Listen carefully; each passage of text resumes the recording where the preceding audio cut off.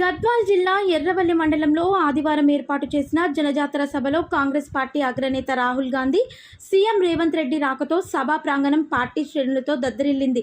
ఉమ్మడి జిల్లాలోని వివిధ నియోజకవర్గాల నుండి కాంగ్రెస్ నాయకులు, కార్యకర్తలు పెద్ద ఎత్తున తరలివచ్చారు. ఈ కార్యక్రమంలో ఉప ముఖ్యమంత్రి బట్టి విక్రమార్క, ఎన్జీకేఎల్ ఎంపీ అభ్యర్థి మల్లు రవి, సంపత్ కుమార్, సరిత తదితరులు పాల్గొన్నారు.